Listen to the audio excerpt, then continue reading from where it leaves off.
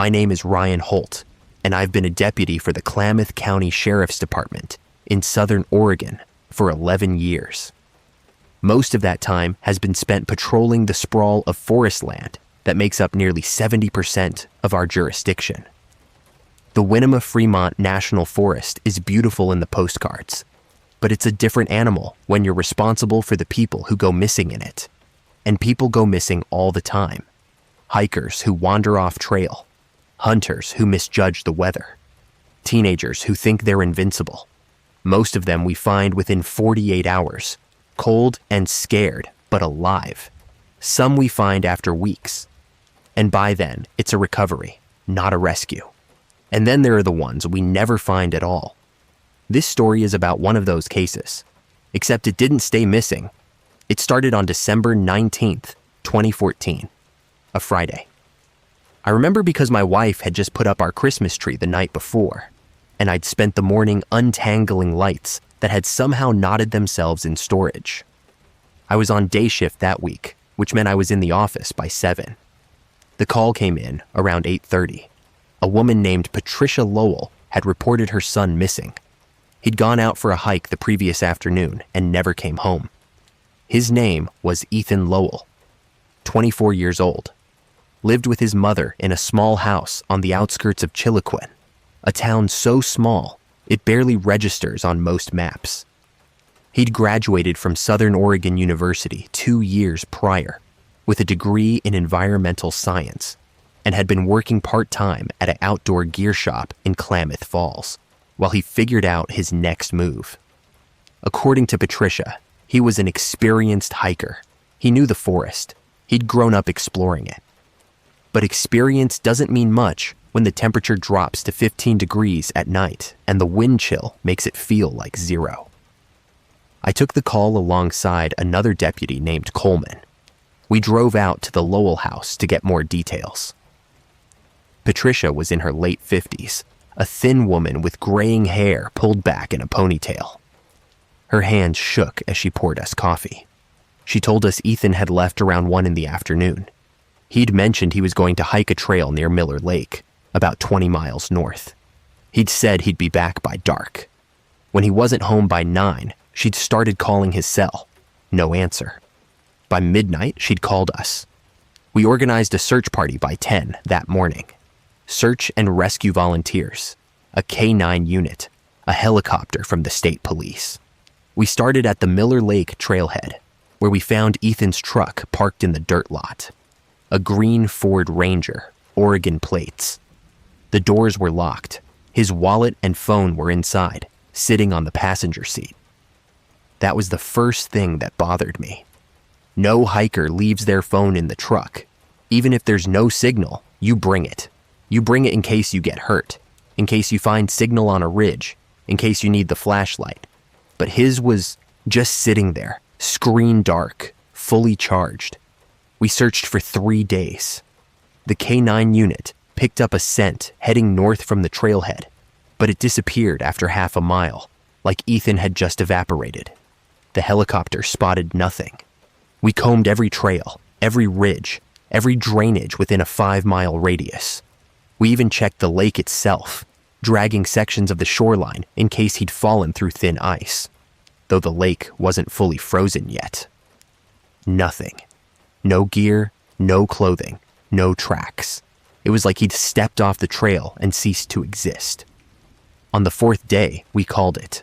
The snow was getting worse, and we were risking the safety of the search teams. Patricia Lowell sat in my office and cried. I told her we'd keep the case open. I told her we'd follow up on any leads. I told her all the things you tell a parent when you know their child is probably dead in the woods and you'll never find the body. She nodded and thanked me, and I watched her walk out to her car in the snow, her shoulders hunched like the weight of the world was pressing down on her. I thought about Ethan a lot in the weeks that followed. I thought about how someone could just vanish like that. I thought about the phone in the truck. I thought about the scent trail that ended in the middle of nowhere. But eventually, the case went cold. We had other things to deal with, a domestic violence situation that turned into a standoff, a string of break-ins at vacation cabins, A DUI fatality on Highway 97. Life moved on. And then, exactly 1 year later, on December 19th, 2015, Patricia Lowell called again. She said Ethan had come home. I didn't believe her at first. I thought grief had finally broken her, that she'd imagined him walking through the door. But she insisted. She said he'd shown up at her house the previous night, just after dark. He'd knocked on the door, and when she opened it, there he was. Same clothes he'd been wearing the day he disappeared. Same boots, same jacket. He looked tired, she said, but otherwise fine. He didn't say much. He ate some soup, sat by the fire for a while, and then went to bed. When she woke up in the morning, he was gone. Coleman and I drove out to her house that afternoon. Patricia looked older than I remembered. The year had carved lines into her face. She showed us Ethan's room. The bed was made, but she pointed to the pillow. There was an indentation, like someone had slept there. In the kitchen, there was a bowl in the sink with dried soup residue. She said she hadn't used that bowl. She said she hadn't imagined it. I didn't know what to tell her. I asked if anyone else had seen him. She said no. I asked if she'd taken a photo. She said she'd been too shocked, too overwhelmed. I asked if he'd said anything about where he'd been. She said he'd barely spoken. Just a few words. He'd said he was tired. He'd said he needed to rest. And then he'd gone to bed. We filed a report, but there was nothing to investigate. No evidence of a crime. No indication that anyone else had been in the house. I told Patricia to call us if he came back. She said she would, but I could see in her eyes that she didn't expect him to. She thought he was gone again, maybe for good this time. And she was right, sort of. Because the next year, on December 19th, 2016, he came back again. This time, Patricia called us immediately. It was 8 in the evening, and she said Ethan was in her living room. Coleman and I were there in 15 minutes. We came through the door fast, half expecting to find nothing, half expecting some kind of elaborate hoax. But he was there, sitting on the couch, same jacket, same boots, same blank expression. I'll never forget the way he looked at me, like he didn't recognize me, like he was seeing me from 1,000 miles away. I said his name, Ethan. He blinked, turned his head slowly. Yeah. Do you know who I am? He stared at me for a long moment. Deputy. That's right. I'm Deputy Holt. We've been looking for you. Where have you been? He didn't answer. Just looked down at his hands. I tried again. Ethan, you disappeared 2 years ago. Your mother's been worried sick. We searched for you. Where did you go? He looked up at me, and for the first time, I saw something flicker in his eyes. Confusion, maybe. Or fear. I don't know. You don't know. I was hiking, he said. His voice was quiet, flat. And then I was here. You were hiking 2 years ago, I said. What happened after that? I don't remember. Coleman stepped forward. You don't remember 2 years? Ethan shook his head. It wasn't 2 years. What do you mean? It felt like a day, he said. Maybe 2. I exchanged a glance with Coleman. Patricia was standing in the doorway, her hand over her mouth. I asked Ethan if he was hurt. He said no. I asked if he needed a doctor. He said no. I asked if he wanted to go to the hospital just to get checked out. He said no. He said he was tired. He said he needed to sleep. I didn't know what else to do. We couldn't force him to go to the hospital. He wasn't under arrest. He wasn't a danger to himself or anyone else. So we left. I told Patricia to keep her doors locked. I told her to call us if anything changed. I gave her my personal cell number and told her to use it if she needed to. The next morning, I called her. She said Ethan was gone again. I drove out to the house. His room was empty. The bed was made. There was no sign he'd ever been there, except for the bowl in the sink. I filed another report. I sent it up the chain to the state police, asking for advice. They didn't have any. One of the investigators suggested it might be a mental health issue, that Ethan might be experiencing some kind of dissociative fugue state. But that didn't explain how he kept showing up exactly 1 year apart. It didn't explain the way he looked, the way he spoke, the way he seemed like he'd stepped out of a time loop. I started doing research. I looked into cases of missing people who reappeared. There were more than I expected, but none of them matched Ethan's pattern. Most of them had explanations: abductions, memory loss from trauma, voluntary disappearances. But Ethan didn't fit any of those categories. He wasn't hiding. He wasn't running from anything. He just appeared. And then he vanished. December 19th, 2017. He came back again. This time, I was ready. I'd told Patricia to call me the second he showed up, and she did. I was at her house in 10 minutes. Ethan was sitting at the kitchen table, eating soup. Same jacket, same boots, same vacant expression. I sat down across from him and pulled out a notebook. "Ethan," I said, "I need you to tell me everything you remember." He looked at me, blinked. "I was hiking." "Where?" "Miller Lake." "What trail?" "The North Loop." "And then what?" He frowned, like he was trying to pull the memory out of a fog. "I saw something." "What did you see?" "A cabin." I stopped writing. "A cabin?" "Yeah, it wasn't supposed to be there." "What do you mean?" "I've hiked that trail 100 times, he said. There's no cabin, but it was there, small, old, wood. It looked like it had been there forever." "What did you do?" "I went inside." "Why?" He didn't answer for a moment. Then he said, "I don't know. It felt like I should." "What was inside?" "Nothing. Just one room, a table, a chair, a fireplace. But the fire was going, like someone had just been there." "Did you see anyone?" "No." "What happened next?" He looked down at his hands. "I don't remember."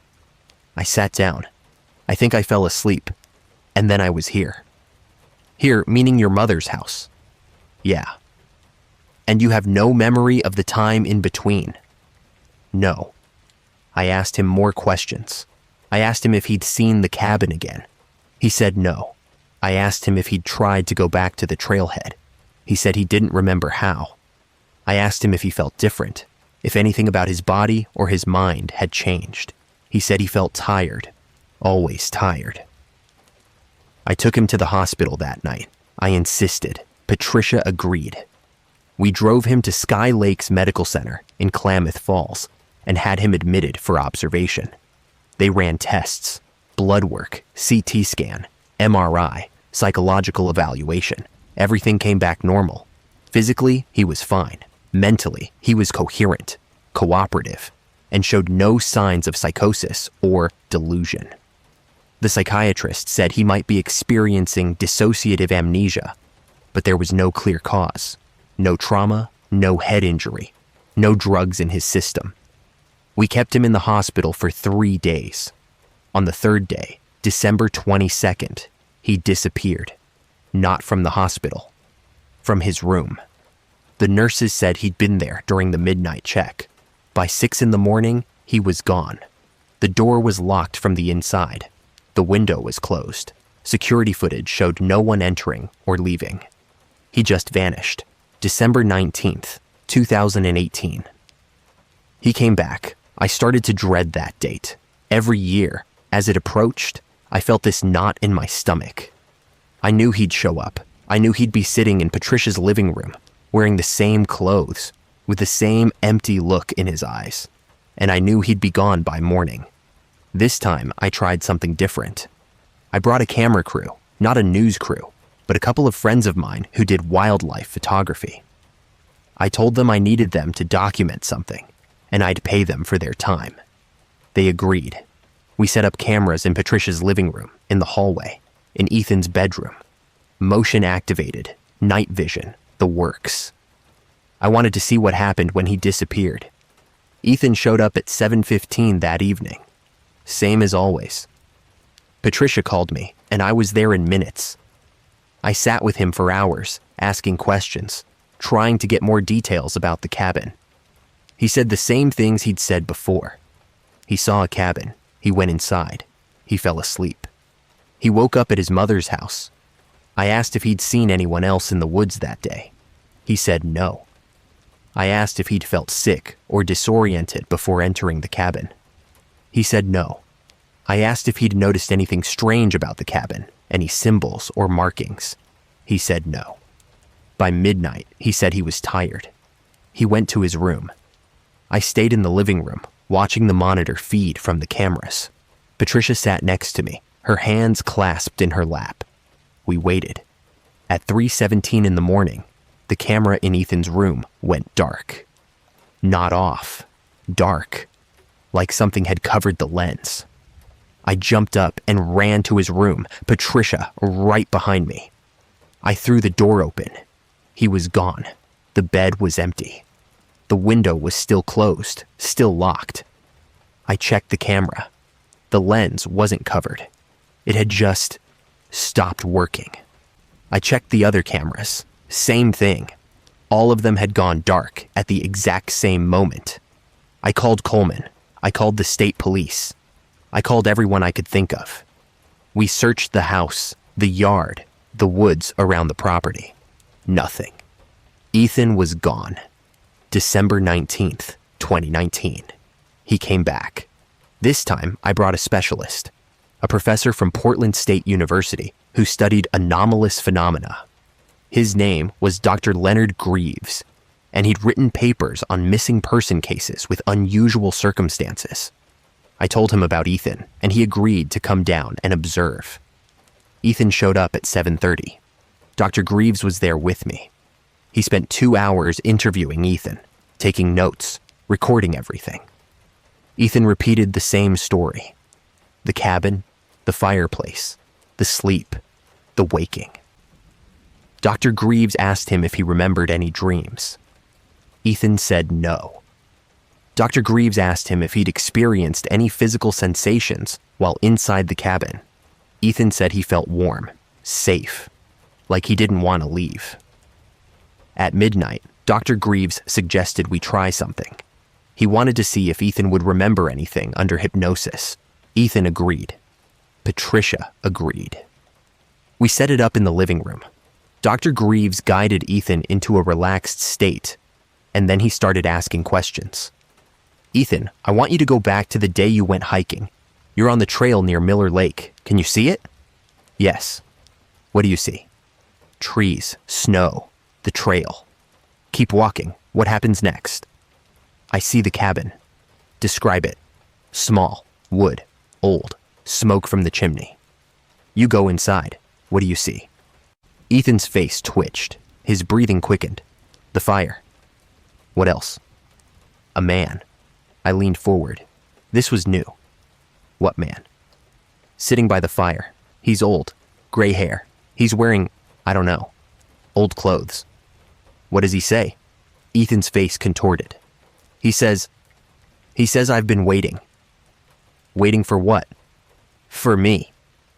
Why? Ethan's eyes snapped open. He was awake, gasping for air. Dr. Greaves tried to calm him down, but Ethan was panicking. He said he didn't want to remember. He said he didn't want to go back. Patricia held him while he cried. By 2 a.m, Ethan was gone again. Dr. Greaves and I stayed up the rest of the night, going over the recording. He said Ethan's description sounded like a classic abduction scenario, but not extraterrestrial. He said it sounded folkloric, like a fairy ring or a time slip. He said there were stories from all over the world about people who wandered into strange places and lost time. Some of them came back days later, thinking only hours had passed. Some of them came back years later, unchanged. Some of them never came back at all. I asked him what we could do. He said there was nothing we could do. He said Ethan was caught in something we didn't understand, and until we figured out what that something was, we couldn't help him. December 19th, 2020. He came back. I'd spent the year researching. I'd read everything I could find about the Miller Lake area. I'd hiked the trails myself, looking for the cabin Ethan described. I never found it. I talked to old-timers in Killaquin, people who'd lived in the area their whole lives. A few of them mentioned stories about the forest, about places that didn't feel right, about trails that seemed to move, about people who went missing and turned up miles away with no memory of how they got there. But no one had ever heard of a cabin that appeared and disappeared. When Ethan showed up that year, I asked him if he'd be willing to go back to the trail with me. I wanted to see if he could find the cabin again. He said no. He said he didn't want to go back to the woods. He said he felt like if he went back, he wouldn't come home. I stayed with him that night. I didn't let him out of my sight. Patricia and I took turns watching him, but at some point, I must have dozed off, because when I woke up, he was gone. December 19th, 2021. He came back. Patricia looked older every time I saw her. The weight of this was killing her.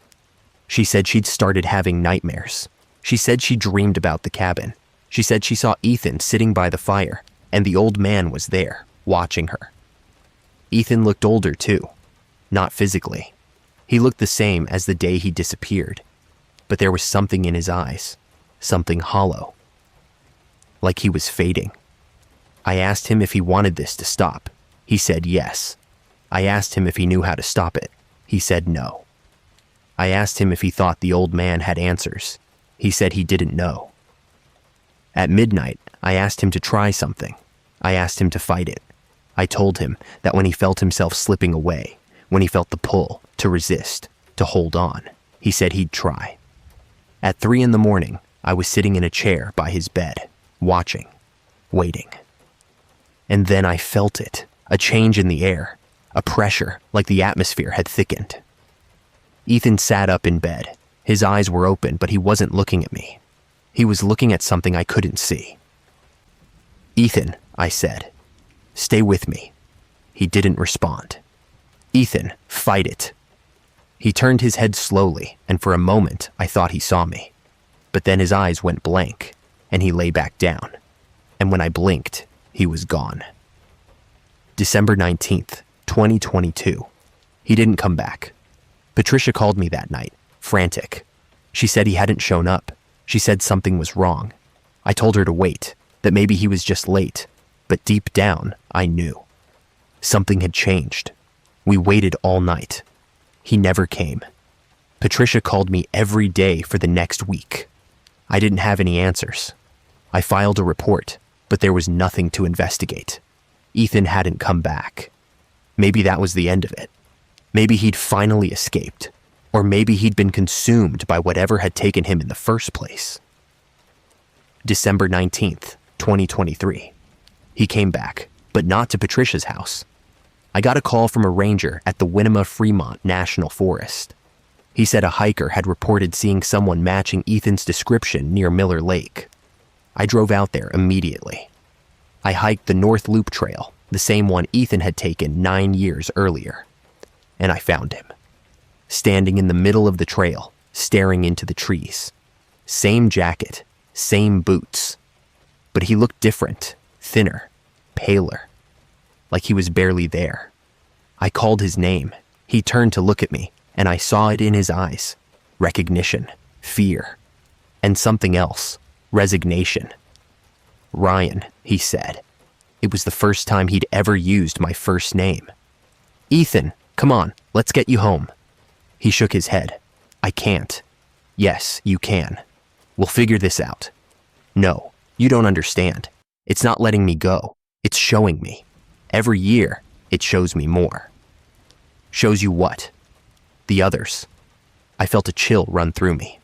What others? The people who went into the cabin, the ones who never came back. They're still there, in the fire, waiting. "Ethan, you're not making sense." "I'm running out of time," he said. "Every time I come back, I bring less of myself. One day, I won't come back at all. I'll just be there, in the cabin, in the fire." I step toward him. "Then we stop it. We find the cabin, and we burn it down." He laughed, but it was a hollow sound. "You can't. It's not really there. Not in the way you think." Before I could respond, he turned and walked into the trees. I followed, crashing through the underbrush, calling his name. But he was fast, faster than he should have been. I lost sight of him within seconds.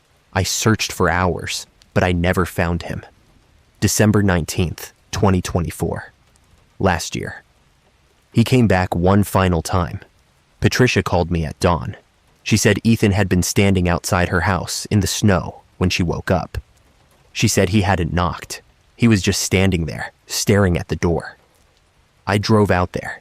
He was still standing in the same spot when I arrived. His skin was gray. His eyes were sunken. He looked like a corpse. "Ethan," I said. He turned his head slowly. "I can't come inside." "Why not?" "It won't let me. Not anymore." Patricia came to the door, tears streaming down her face. "Please," she said. "Please come inside." He shook his head. "I'm sorry, Mom." And then he looked at me. "Don't look for the cabin." "Why?" "Because if you find it, you won't leave." And then he was gone. Not slowly, not gradually. One moment he was there, and the next he wasn't, like someone had flipped a switch. Patricia collapsed. I called an ambulance. She spent 2 days in the hospital, sedated, broken. When she came home, she said she wasn't going to wait anymore. She said she knew Ethan was gone for good this time. I wanted to tell her she was wrong. I wanted to tell her he'd come back, but I couldn't, because I'd started having the dreams too. The cabin, the fire, the old man. And I knew, deep down, that if I went looking for it, I'd find it, and I'd never come back. It's December 19th again today. I'm writing this from my office. Patricia hasn't called. I don't think she will. I think we both know Ethan isn't coming back. But I wonder, sometimes, if he's still out there. If he's standing in the woods, staring at a cabin I can't see, waiting for the fire to take him. And I wonder if one day I'll be standing next to him. I don't hike near Miller Lake anymore, and I never will again.